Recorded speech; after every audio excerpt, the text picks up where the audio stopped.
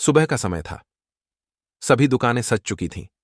उसी समय शहर के सबसे बड़े बैंक, समृद्धि बैंक के दरवाजे की ओर एक बुजुर्ग व्यक्ति धीरे धीरे कदमों से बढ़ रहे थे, जिनका नाम था शंकर दयाल। जैसे ही दरवाजे के पास पहुंचे, दरवाजे पर खड़े गार्ड ने उन्हें ऊपर से नीचे तक घूरा। उसकी नजरों में साफ साफ लिखा था, तुम यहां क्या करने आए हो? शंकर दयाल जी ने उसकी तरफ ध्यान नहीं दिया और धीरे धीरे कांच का दरवाजा धकेलकर अंदर चले गए।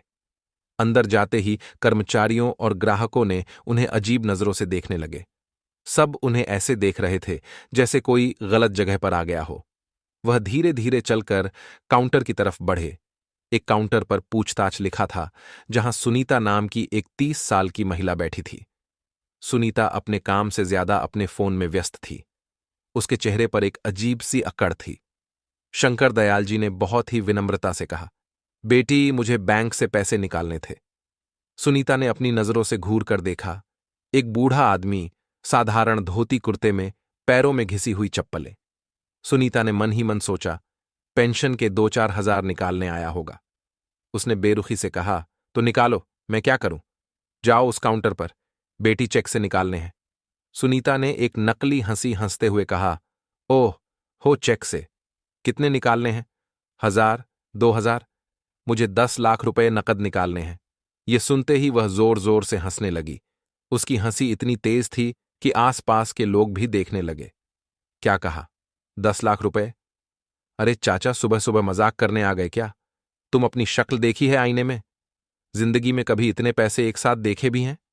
भिखारी कहीं के, चलो निकलो यहां से। मेरा और बैंक का टाइम खराब मत करो। शंकर दयाल जी का चेहरा अपमान से लाल हो गया। उन्होंने कांपती आवाज में कहा, बेटी, तुम ऐसी बातें क्यों कर रही हो? मेरा खाता इसी बैंक में है, तुम बस एक बार चेक तो देख लो। सुनीता अब चिल्लाने लगी थी, मुझे नहीं देखना कोई चेक वेक। तुम्हारी हिम्मत कैसे हुई इतने बड़े बैंक में घुसने की? ये बैंक तुम जैसे भिखारियों के लिए नहीं है। यहां शहर के बड़े बड़े लोग आते हैं। तुम्हारी तो औकात भी नहीं है यहां खाता खोलने की। पता नहीं कौन चपरासी था जिसने तुम्हारा खाता खोल दिया। चलो निकलो यहां से, वरना गार्ड को बुलाकर धक्के मारकर बाहर निकलवा दूंगी। शंकर दयाल जी हक्के बक्के रह गए। यह हंगामा सुनकर आसपास भीड़ जमा हो गई थी। सभी खड़े होकर तमाशा देख रहे थे। तभी बैंक मैनेजर मिस्टर वर्मा अपनी कांच की केबिन से बाहर निकला। मिस्टर वर्मा एक नंबर का घमंडी और चापलूस इंसान था। उसने दूर से ही माजरा समझ लिया। वर्मा ने कड़क आवाज में पूछा, क्या हो रहा है यहां? सुनीता, ये कौन हंगामा कर रहा है?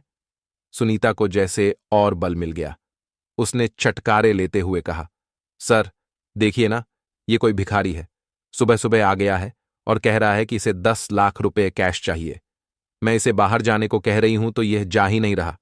मिस्टर वर्मा गुस्से में शंकर दयाल जी की तरफ बढ़ा। ए बुढ़े, सुनाई नहीं दे रहा तुझे? जब वह कह रही है कि यहां से जाओ तो जाता क्यों नहीं? यह बैंक है, कोई धर्मशाला नहीं जो कोई भी मुंह उठाकर चला आए। शंकर दयाल जी ने हाथ जोड़कर कहा, साहब, मैं भिखारी नहीं हूं, मेरा पैसा है। मिस्टर वर्मा ने अपना आपा खो दिया। उसने आगे बढ़कर शंकर दयाल जी को जोर से सीने पर धक्का दे दिया। निकल यहां से। धक्का इतना जोरदार था कि 60 साल के शंकर दयाल जी अपना संतुलन खो बैठे और लड़खड़ाकर धड़ाम से जमीन पर गिर पड़े। उनकी पासबुक और चेक हाथ से छूटकर दूर जा गिरे। उनके सिर में हल्की सी चोट भी आई। एक पल के लिए पूरे बैंक में सन्नाटा छा गया। फिर मैनेजर गार्ड पर चिल्लाया, देख क्या रहे हो? उठाओ इसे और बाहर फेंको। पता नहीं कहां कहां से आ जाते हैं बैंक का माहौल खराब करने। गार्ड ने लपक कर शंकर दयाल जी की बांह पकड़े और उन्हें घसीटते हुए बैंक के दरवाजे से बाहर कर दिया। शंकर दयाल जी ने पीछे मुड़कर देखा। सुनीता विजयी मुस्कान के साथ उसे देख रही थी। मिस्टर वर्मा अपनी टाई ठीक करता हुआ वापस अपने केबिन में जा रहा था और बाकी ग्राहक वो सब ऐसे अपनी अपनी जगह लौट गए जैसे कुछ हुआ ही ना हो। बैंक के बाहर धूल और गाड़ियों के शोर के बीच शंकर दयाल जी जमीन पर बैठे थे। आंखों में बेबसी के आंसू थे। उन्होंने अपनी जिंदगी में बहुत मेहनत और ईमानदारी से पैसा कमाया था, लेकिन आज उनके ही पैसों ने उन्हें भिखारी बना दिया था।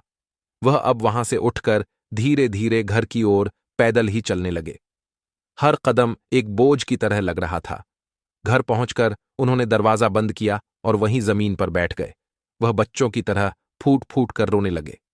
काफी देर रोने के बाद उनका मन थोड़ा हल्का हुआ, लेकिन अपमान की आग अभी भी अंदर जल रही थी। उन्होंने सोचा कि क्या उन्हें रोहन को ये सब बताना चाहिए।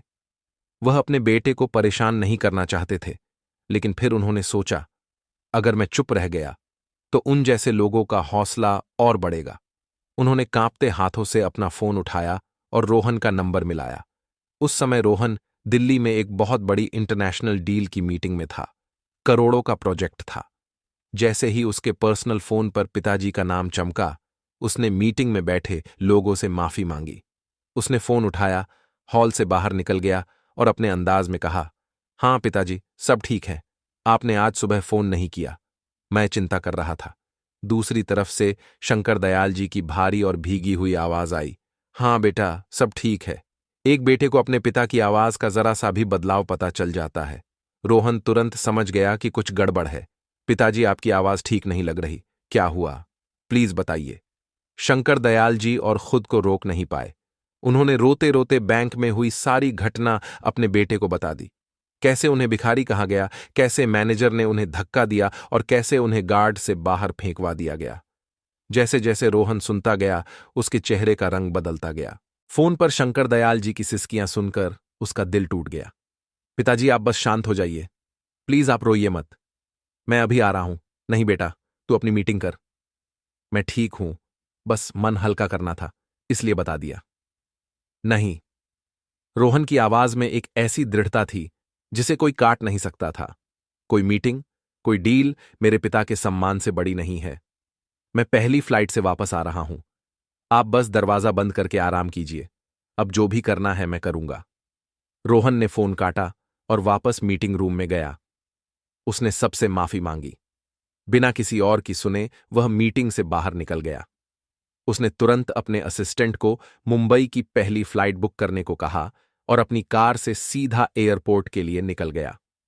रास्ते भर उसके दिमाग में अपने पिता का रोता हुआ चेहरा और बैंक कर्मचारियों के घमंडी चेहरे घूम रहे थे। रोहन ने मन ही मन फैसला कर लिया था, वह उन लोगों को सिर्फ सजा नहीं देगा, बल्कि उन्हें एक ऐसा सबक सिखाएगा जो वह अपनी पूरी जिंदगी नहीं भूल पाएंगे। और यह सबक वह अपने तरीके से सिखाएगा, शांति से, लेकिन पूरी ताकत से। देर रात जब रोहन घर पहुंचा तो उसने देखा कि उसके पिता सोफे पर ही बैठे बैठे सो गए थे। उनके चेहरे पर अभी भी उदासी और थकान थी। रोहन ने धीरे से उनके कंधे पर हाथ रखा। शंकर दयाल जी हड़बड़ाकर उठ गए। अपने बेटे को सामने देखकर उनकी आंखों में फिर से आंसू आ गए। रोहन ने उन्हें गले से लगा लिया। बस पिताजी, अब और नहीं, आप आराम कीजिए, कल हम एक साथ उस बैंक में जाएंगे।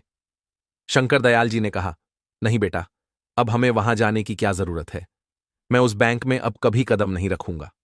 रोहन ने उनके हाथ पकड़ते हुए कहा, जाना होगा पिताजी, यह सिर्फ आपके अपमान की बात नहीं है, यह उस घमंड को तोड़ने की बात है। हमें जाना होगा ताकि आइंदा वह किसी और के पिता के साथ ऐसा करने की हिम्मत ना करें, और हम वैसे ही जाएंगे जैसे आप आज गए थे, बिल्कुल साधारण कपड़ों में। शंकर दयाल जी अपने बेटे के चेहरे पर दृढ़ संकल्प देखकर चुप हो गए। अगली सुबह रोहन ने एक साधारण सी कॉटन की पैंट और एक मामूली सी शर्ट पहनी। पैरों में उसने भी चप्पलें डाल लीं।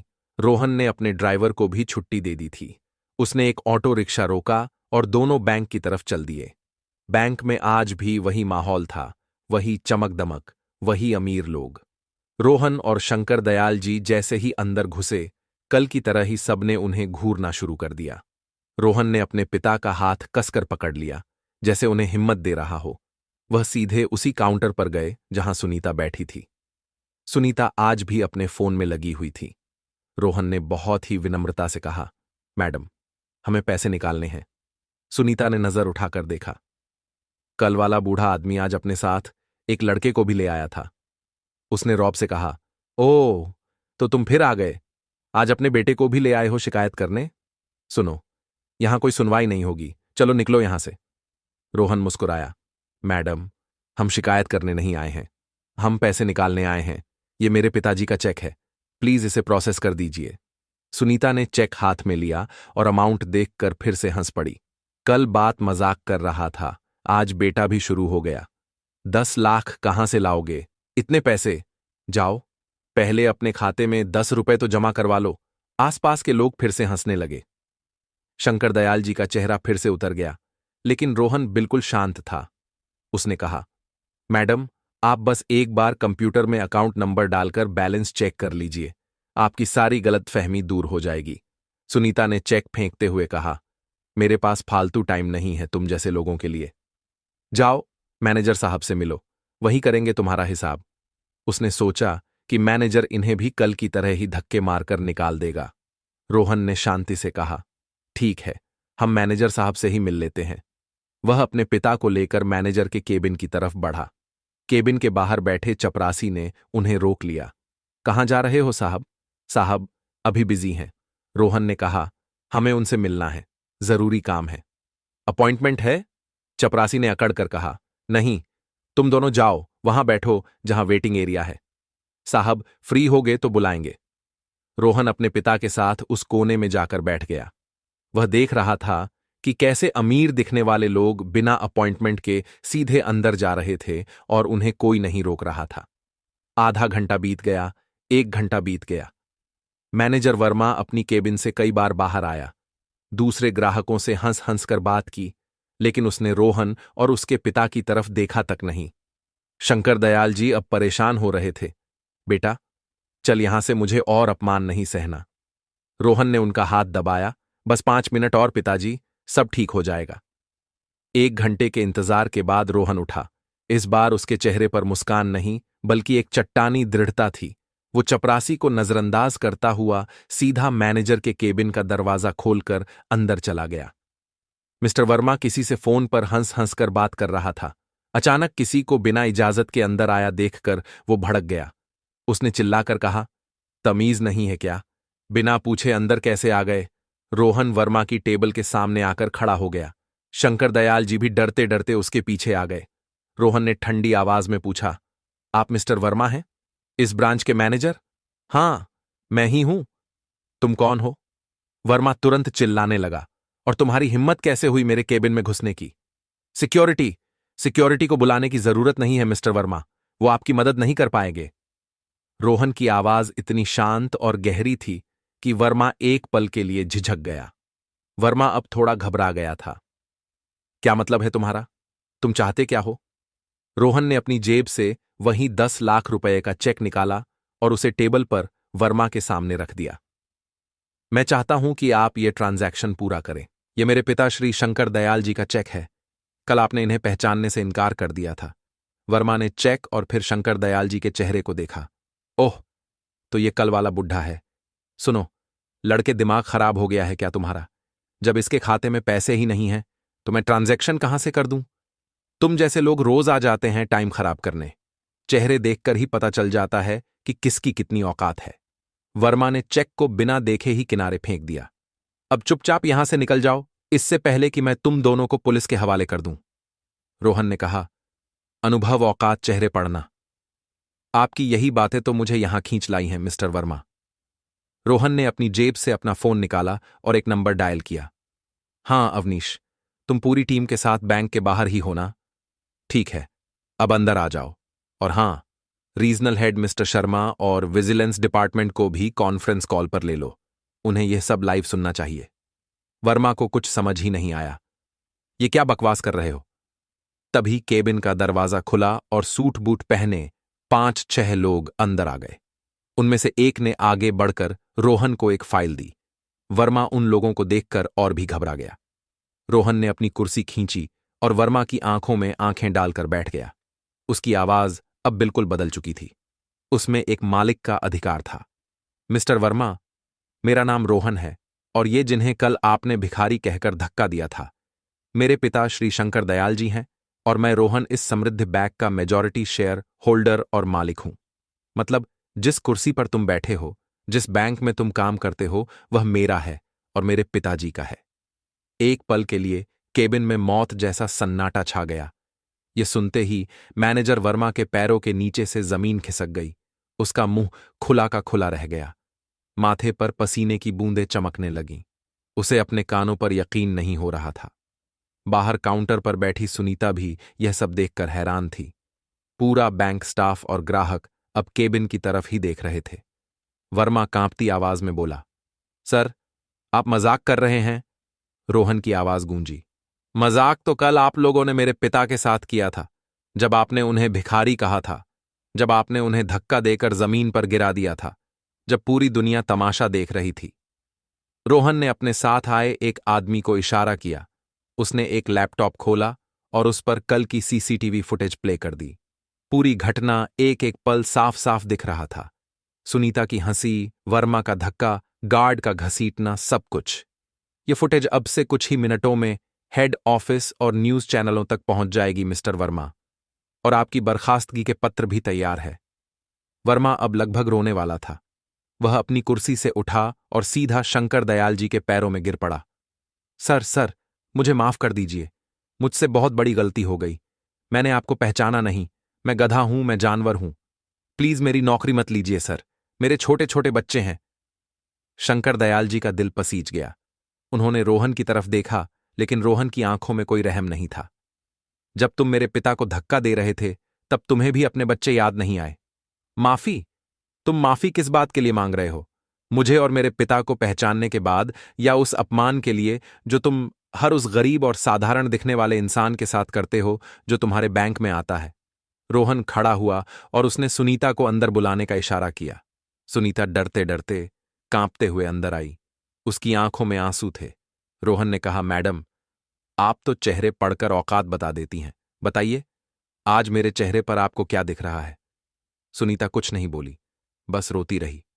आप दोनों को सिर्फ इसलिए नहीं निकाला जा रहा कि आपने मेरे पिता का अपमान किया। आपको इसलिए निकाला जा रहा है क्योंकि आप उस कुर्सी के लायक नहीं हैं। बैंक का काम सिर्फ पैसे का लेन देन करना नहीं होता। उसका काम होता है लोगों को सेवा देना सम्मान के साथ, और आप दोनों ने इस बैंक के नाम और भरोसे को मिट्टी में मिला दिया है। रोहन ने अपने सीईओ की तरफ देखा और कहा, इन दोनों के टर्मिनेशन लेटर दो, और 7 गार्ड को भी। मैं अपनी बैंक में ऐसे लोगों को एक पल भी बर्दाश्त नहीं कर सकता। फिर वह पूरे बैंक स्टाफ की तरफ मुड़ा, जो अब तक केबिन के बाहर जमा हो चुके थे। आज जो हुआ वह आप सबके लिए एक सबक है। इंसान की कीमत उसके कपड़ों से नहीं, उसके किरदार से होती है। ग्राहक भगवान होता है, चाहे वह फटे कपड़ों में हो या सूट बूट में। अगर आज के बाद मुझे इस ब्रांच में किसी भी ग्राहक के साथ बदसलूकी की शिकायत मिली, तो सिर्फ नौकरी नहीं जाएगी, मैं उसके खिलाफ कानूनी कार्यवाही भी करूंगा। पूरे बैंक में पिन ड्रॉप साइलेंस था। अंत में रोहन अपने पिता के पास गया। उसने उनके कंधे पर हाथ रखा। शंकर दयाल जी ने वर्मा की तरफ देखा और बस इतना कहा, बेटा, हमने यह बैंक लोगों की मदद के लिए बनाया था, किसी का अपमान करने के लिए नहीं। याद रखना, दौलत आज है, कल नहीं रहेगी, लेकिन इंसानियत और संस्कार जिंदगी भर साथ देते हैं। यह कहकर रोहन अपने पिता को सहारा देकर बैंक से बाहर निकल गया। आज जब वो बाहर निकल रहे थे तो पूरा स्टाफ और सारे ग्राहक सिर झुकाए सम्मान में खड़े थे। बाहर आकर शंकर दयाल जी ने एक गहरी सांस ली। आज उनके आंसू अपमान के नहीं, बल्कि गर्व के थे। उन्हें गर्व था अपने बेटे पर, जिसने न सिर्फ अपने पिता का सम्मान वापस दिलाया, बल्कि पूरी व्यवस्था को एक जरूरी सबक भी सिखाया। दोस्तों, आपको यह कहानी कैसी लगी? हमें कमेंट्स में जरूर बताएं। और अगर आपको यह कहानी पसंद आई तो हमारे वीडियो को लाइक करें, शेयर करें और हमारे चैनल को सब्सक्राइब करना ना भूलें, क्योंकि आपके सपोर्ट से हमें और भी बेहतरीन कहानियां लाने की प्रेरणा मिलती है। यह कहानी केवल मनोरंजन और शिक्षात्मक उद्देश्य से बनाई गई है। वीडियो में दिखाए गए सभी पात्र, नाम, घटनाएं और स्थान पूरी तरह काल्पनिक हैं। इनका किसी भी व्यक्ति, संस्था या वास्तविक घटना से कोई संबंध नहीं है। यदि किसी समानता का अनुभव होता है तो वह सिर्फ संयोग मात्र है। इस वीडियो का उद्देश्य किसी की भावनाओं को ठेस पहुंचाना या किसी की छवि को प्रभावित करना नहीं है। हमारा मकसद केवल समाज में सकारात्मक सोच और सीख फैलाना है। धन्यवाद। जय हिंद।